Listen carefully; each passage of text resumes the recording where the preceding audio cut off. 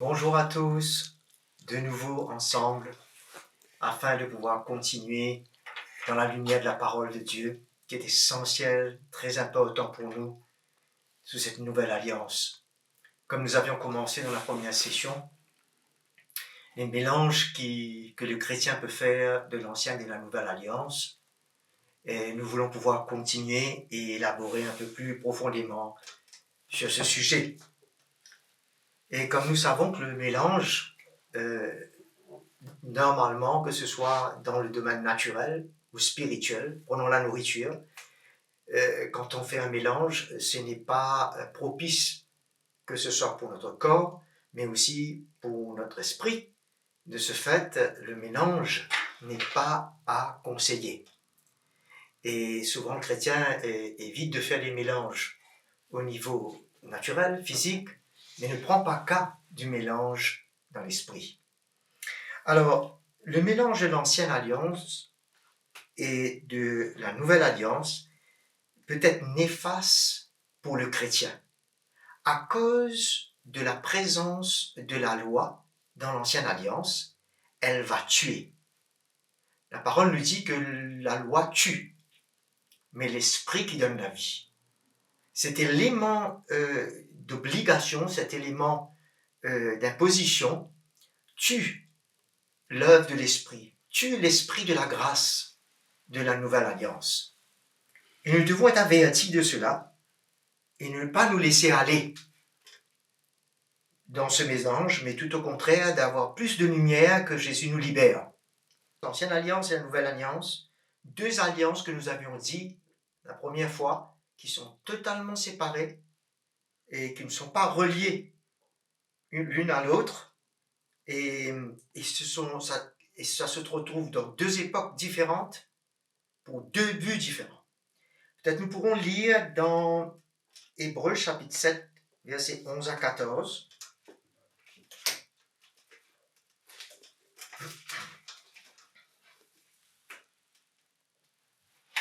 Merci.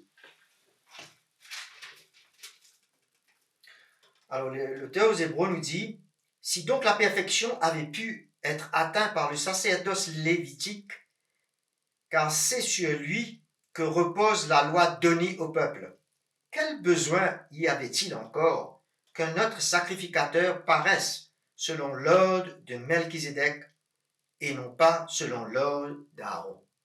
Déjà, nous voyons deux ordres mentionnés. Prenons conscience de beaucoup de choses qui sont parlées dans le livre aux Hébreux et qui parlent non seulement de deux époques, mais de deux ordres. Et nous voyons le verset 12, car lorsque le sacerdoce est changé, c'est-à-dire que c'est changé du premier sacerdoce, un sacerdoce est le premier est naturel et ça représente des sacrifices extérieurs, mais le sacerdoce aujourd'hui représente des sacrifices spirituels. Comme la parole nous dit, offrons-nous comme des sacrifices vivants. Ce n'est pas dans le naturel. Alors c'est deux ordres et deux sacerdoces. Il y a nécessairement aussi un changement de loi. Alors, de ce fait, ça change d'un sacerdoce à l'autre, de la loi à la foi. En effet, celui à qui s'appliquent ces paroles appartient à une autre tribu. Maintenant, c'est une autre tribu, parlant de Jésus, dont personne n'a été attaché au service de l'autel. Car il est notoire que notre Seigneur est originaire de Juda, tribu dont Moïse n'a rien dit concernant les sacrificateurs. Le sacerdoce a été maintenant selon une autre tribu, pas celle de Lévi, mais de Juda, en ce qui concerne Jésus-Christ, notre sacrificateur. Alors, dans le verset 15, dit: cela devient plus évident encore quand apparaît à la ressemblance de Melchizedek un autre sacrificateur, qu'il est devenu non par la loi d'une ordonnance charnelle, mais par la puissance d'une vie impérissable. Parce que les sacrificateurs sous l'ancienne alliance étaient voués à la mort et pouvaient périr, mais tandis que selon ce sacerdoce, il est différent et c'est un autre, et c'est selon la vie impérissable de Jésus-Christ, qui vit éternellement, et ce sacerdoce est éternel. Le sacerdoce lévitique était momentané. Alors nous voyons en plusieurs occasions qu'il y a, ça parle de deux ordres, deux sacerdoces, deux types de sacrificateurs et deux tribus, voulant dire que les deux sont séparés. Ça n'a pas les mêmes origines. Un a commencé d'une manière dans le naturel, l'autre est issu d'une manière de l'esprit. Okay? Alors, aussi, ces deux alliances emmènent deux états de vie dans l'esprit, deux manières de vivre. Et c'est ça où le chrétien, ses yeux doivent s'ouvrir. Sinon, ils vont essayer de mélanger les deux vies, les deux manières de vivre. Il y a deux états d'esprit. Un esprit sous la loi, dans une obligation, et l'autre esprit dans la liberté de la grâce selon le cœur. C'est deux états d'esprit. Okay? Et ça ne peut pas se rejoindre. Il a fallu qu'un termine pour que l'autre soit inauguré.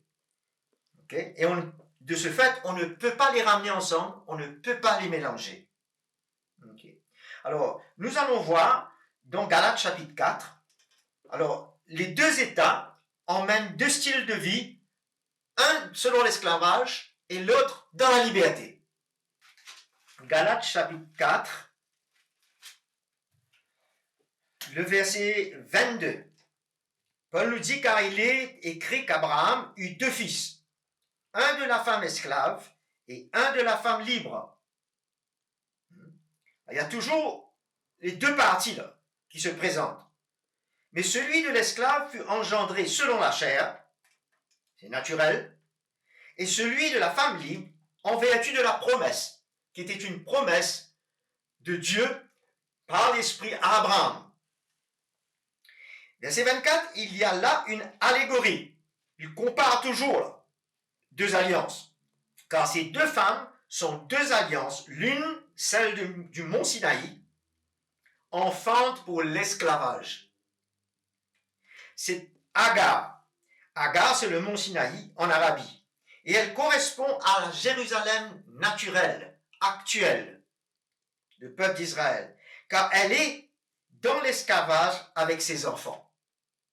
Et quand Dieu nous emmène, nous, les chrétiens qui ont connu Jésus, naître de nouveau, et connaître et relier avec la promesse dans l'esprit par la foi en Jésus-Christ, le Seigneur ne veut pas qu'on vive avec ceux qui sont dans l'esclavage, qui sont sous une autre alliance et qui y demeurent aujourd'hui. Non, Dieu a un autre plan, un plus grand plan, un meilleur, un plan parfait au travers de Jésus.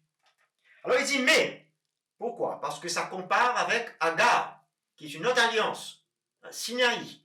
Mais, Dieu a un plan, la Jérusalem d'en haut est libre. Alors toujours nous voyons ces deux parties, ces deux aspects qui reviennent dans la parole pour nous montrer la séparation entre les deux. La Jérusalem d'en haut est libre, c'est elle qui est notre mère. Alors nous lisons maintenant au verset 30. Or que dit l'Écriture? Chasse l'esclave et son fils. Car le fils de l'esclave n'héritera pas avec le fils de la femme libre. De quel héritage Dieu parle? De l'héritage en Jésus-Christ. Ceux qui continuent sous la loi ne peuvent pas bénéficier de l'héritage en Jésus-Christ. C'est un héritage céleste. Paul nous dit que nous sommes assis dans les lieux célestes. L'autre est à Jérusalem, naturel. C'est une autre alliance qui nous emmène à vivre dans les choses d'en haut. Celle dit, gardez nos regards sur les choses d'en haut, pas celles qui sont sur la terre. Le chrétien ne peut pas mélanger les choses qui sont sur la terre et les choses d'en haut. Les choses naturelles et spirituelles. Deux alliances différentes. Et comment vont-ils bénéficier d'un héritage spirituel s'ils regardent à un héritage que naturel? Alors nous voyons que le fils de l'esclave ne peut pas hériter avec les enfants de la femme libre. Ainsi, frères, nous ne sommes pas enfants de l'esclave. Qui c'est nous? L'Église. Les chrétiens et les juifs qui sont nés de nouveau. Nous ne sommes pas enfants de l'esclave. L'esclave qui? Celui qui restait sous la loi de l'ancienne alliance. Mais nous sommes de la femme libre. C'est pour cela que ça suit dans le chapitre 5. Finalement, les chapitres ont été mis par les hommes, mais ça aurait pu continuer ces versets. Il dit, c'est dans le verset premier, c'est pour la liberté que Christ nous a libérés. C'est pour vivre libre que Jésus est venu nous libérer initialement, pour entrer dans cette nouvelle alliance. Demeurez donc ferme. Voilà la clé. Beaucoup de chrétiens ne demeurent pas dans la nouvelle alliance et veulent retourner à l'ancienne ou la mélanger. On ne peut pas faire un mélange des deux. Nous devons demeurer uniquement, fermement, dans cette nouvelle alliance parce que nous ne pouvons pas vivre deux états différents. Un dans le naturel selon nos forces, l'autre par l'Esprit de Dieu, par nos cœurs. Alors il dit, et ne vous remettez pas de nouveau sous le joug de l'esclavage. Nous sommes de la femme libre, nous sommes libres de cette loi que Jésus a crucifiée par sa mort à la croix. Comment pouvons-nous revenir sous ce joug? Nous avons un autre héritage aujourd'hui, c'est la liberté en Jésus-Christ. Pour vivre par la foi sa grâce envers nous, sans obligation. Et Paul dit, voici, moi Paul, je vous dis, si vous vous faites circoncire, Christ ne vous servira de rien. C'est-à-dire de revenir, de ne pas demeurer dans la liberté, de revenir dans l'esclavage, ça voudrait dire de revenir dans la circoncision. Notre circoncision est spirituelle aujourd'hui. C'est pas une circoncision de la chair. Nous en parlerons dans la prochaine session. Mais c'est pour vous dire que nous ne pouvons pas faire un mélange parce que ça va nous ramener sous un autre joug. Aujourd'hui, nous avons un joug léger. Jésus dit de porter son joug, qui est léger. Son fardeau est léger, son joug est doux.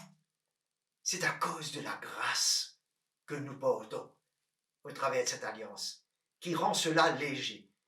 Mais le joug de l'ancienne alliance est un joug pesant, qui nous rend esclaves. Ne rentrons pas de nouveau, frères et sœurs. Restons, demeurons dans cette nouvelle alliance de la liberté. Alors, nous avançons un petit peu plus loin. Nous voyons que ça parle de deux conduites. De manière de vivre, c'est deux manières de se conduire. Il y a un qui se conduit sous un tuteur, sous un administrateur, c'est pour ça qu'il est esclave, et l'autre est conduit par l'Esprit de Dieu, selon son cœur, dans une liberté qui vient de l'Esprit de Dieu, de l'œuvre que l'Esprit fait en lui. Disons dans dans Galates chapitre 4, verset 1er. Or, je le dis, aussi longtemps que l'héritier est enfant, il ne diffère en rien d'un esclave, alors qu'il est le maître de tout. Parce qu'il est déjà héritier, il pourrait être le maître, mais il demeure toujours un esclave. Parce qu'il est sous tuteur. Voilà ce que nous dit le verset 2. Il est soumis à des tuteurs et des administrateurs jusqu'au temps marqué par le Père. Et ce temps marqué par notre Père est arrivé parce qu'il a envoyé son Fils. Ce temps a été marqué et aujourd'hui, nous sommes capables de passer à ce stade d'enfant pour devenir un fils et prendre part dans la liberté à notre héritage. Ne revenons pas en arrière par le mélange. Et nous lisons aussi, pour maintenant voir la conduite de l'esprit et non la conduite sous la loi. Galates 5, 18 nous dit « Mais si vous êtes conduits par l'esprit, vous n'êtes pas sous la loi. En d'autres mots, c'est ou bien la loi qui conduit, comme un tuteur, ou c'est l'Esprit de Dieu qui conduit dans la liberté. C'est tellement clair, tous ces versets, et que l'Esprit de Dieu emmène cette lumière dans nos cœurs et nous rende libres. Qu'il n'y ait plus que nous ne soyons plus tâtonnants entre l'ancienne alliance et la nouvelle. C'est ça le but de notre partage, frères et sœurs. Alors, Israël et l'Église, finalement, vivent complètement deux vies différentes, deux manières de vivre dans l'esprit. On ne peut joindre Israël et l'Église ensemble. C'est pas possible.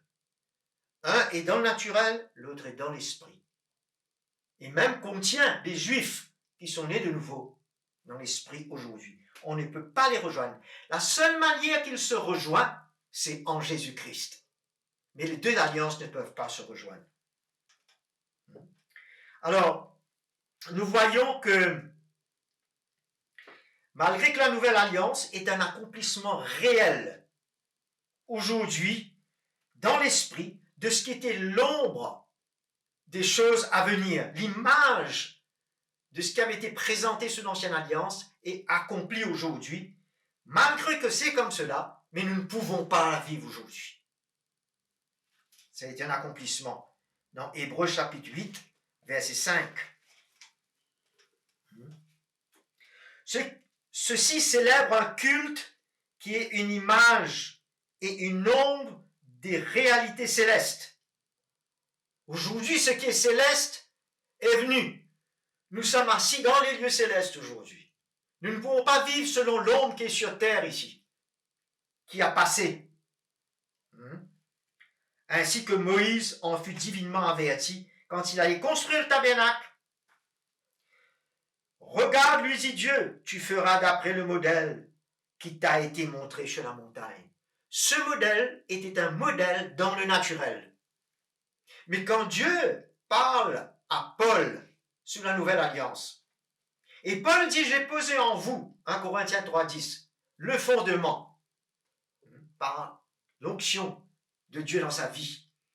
Il dit, faites attention, ce fondement que j'ai posé, qui est à savoir Christ, ça ne peut pas être suivi de n'importe quelle manière. Faites attention de la manière que vous allez construire. Parce qu'il y a une manière de vie qui va suivre cette manière que ce fondement sera posé. C'est la révélation de Jésus-Christ et ce qui s'est passé à la croix qui change le cœur du chrétien. Aussi bien qu'il fallait que Moïse, quand il s'agissait de l'ombre, dans le naturel, de l'ombre des choses à venir, il fallait qu'il fasse attention, parce que c'était une ombre qui allait se réaliser dans la nouvelle alliance. Il fallait qu'il fasse attention de la manière qu'il allait construire. Et Paul aussi nous dit de faire attention de la manière que nous construisons. Nous ne pouvons pas construire l'église de Jésus, qui est une construction spirituelle dans les cœurs, en amenant un modèle de l'ancien, selon Moïse, et mélanger avec le modèle dans l'esprit, qu'a porté l'apôtre Paul et tous les apôtres. Okay? Il y a une crainte qui doit saisir notre cœur pour que nous n'apportions pas à notre manière dans la construction de l'Église. Il n'y a pas de mélange dans la construction de l'Église. C'est clair et pur de la manière du Seigneur. Sinon, nous risquons de construire de travers et ça portera des conséquences désastreuses. Alors, nous voyons que Moïse et son tabernacle, Jésus et l'Église, Christ et l'Église, ça amène deux manières de vie différentes. Dieu a mis de côté et abandonné cette ancienne alliance. Il a fini avec. Comment est-ce que les hommes aujourd'hui n'ont pas fini avec cela? Si Dieu a fini avec. À la mort de Jésus à la croix, Dieu a mis fin à cette ancienne alliance. Ne ramenons pas à la vie de ce que Dieu a fait disparaître. Ce serait dangereux. Nous soyons ne soyons pas émotionnellement pris par la vieille alliance, l'ancienne, que le Seigneur a roulé et a fait disparaître, comme il le dit dans Hébreux chapitre 8, verset 13. En appelant la nouvelle alliance, il a rendu ancienne la première. Ancienne, il a rendu cela. Or, ce qui est ancien est vieilli et sur le point de disparaître. La croix de Jésus a séparé ces deux alliances. Alors, nous voyons maintenant comment nous pouvons, souvent les chrétiens, émotionnellement, peuvent rester attachés à cette ancienne alliance. C'est religieux, c'est ça qui amène un esprit religieux dans l'Église. Et tout ce qui a affaire à la religion, c'est un esclavage. C'est lourd. Et l'Église est construite dans la liberté de l'esprit. Et s'il y a quelque chose, la religion va entraver cette œuvre. Alors, ne restons pas aussi dans nos opinions sur l'ancienne et la nouvelle alliance, mes frères et sœurs. Que l'Esprit de Dieu puisse nous éclairer, nous emmener la lumière qu'il faut, afin de faire disparaître toutes ces conceptions que nous avons de l'ancienne alliance pour vivre la nouvelle. Paul dit dans Galates 2, 18, « Je ne dois pas rebâtir ce que j'ai détruit. » L'Église doit devenir libre de leur conception judéo-chrétienne, parce que ça amène à un éloignement de la vérité, de la vraie doctrine que les apôtres prêchaient, du pur évangile, du message puissant de la croix de Jésus, sur lequel l'Église est fondée, les Juifs et les gentils, qui maintenant sont devenus un en Jésus-Christ. Il y avait un mur de séparation, la Bible dit, dans Éphésiens chapitre 2, c'était un mur de séparation, et ce mur était la loi. Aujourd'hui, cette loi a été enlevée pour rendre possible un rapprochement, pour emmener les deux à être un seul homme en Jésus-Christ. Si nous ramenons la loi, elle va redevenir un mur, elle va diviser, elle va séparer. Alors, n'essayons pas de construire à notre manière, mais construisons la manière de Christ. À notre manière, ça va séparer. Mais à la manière de Christ, par l'Esprit, ça va emmener l'unité. Ça va rapprocher les cœurs de nouveau dans une seule alliance, la nouvelle. 1 Corinthiens chapitre 1er, verset 23. Paul dit, « Nous prêchons Christ crucifié, scandale pour les Juifs et folie pour les païens. Mais ceux qui sont appelés, tant Juifs que Grecs, Christ, puissance de Dieu et sagesse de Dieu. » Comment nous deux nous sommes réunis en un pour prêcher un seul message. Christ et lui crucifié. C'est ça la nouvelle alliance. Pas de mélange, pas de retour en arrière. Dans le chapitre 2, Paul dit au verset 2, « Car je n'ai pas jugé bon de savoir autre chose parmi vous, sinon Jésus-Christ et Jésus-Christ crucifié. » Quand on amène un autre message que celui de la croix et de Christ crucifié, ça devient un autre évangile. Ça devient quelque chose d'autre. Et ça va séparer, ça va diviser, ça va emmener la confusion. C'est pour ça que Paul dit, il ne connaissait rien d'autre. Aujourd'hui dans l'Église, il y a tellement d'autres choses, d'autres messages, d'autres enseignements, d'autres évangiles. Et c'est pour ça que le chrétien est confus, il ne voit pas clair. Et c'est facile pour lui de petit à petit se retirer de la nouvelle, dévier, et permettre le mélange éventuellement dans sa vie.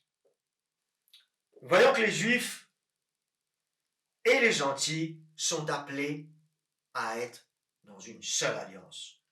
Et Paul voulait protéger l'évangile, le puissant évangile de la croix, parce qu'elle a amené la liberté. Elle a enlevé de l'esclavage.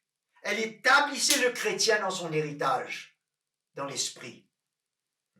Alors, nous lisons dans Galates chapitre 2, il dit dans le verset 3, « Mais Tite, qui était avec moi, et qui était grec, ne fut pas même contraint de se faire circoncire, comme rituel sous la loi. Cependant, à cause des faux frères qui s'étaient furtivement introduits et glissés parmi nous, pour épier la liberté. » Voilà. C'est ça la signature, c'est la liberté que seulement la croix peut emmener. La loi emmène à l'esclavage. Et ceux qui étaient toujours sous l'esclavage de la loi, les juifs là, qui furtivement s'introduisaient, voulaient ramener les chrétiens dans l'esclavage et dans la circoncision, avec l'intention de nous asservir et nous enlever de cette liberté.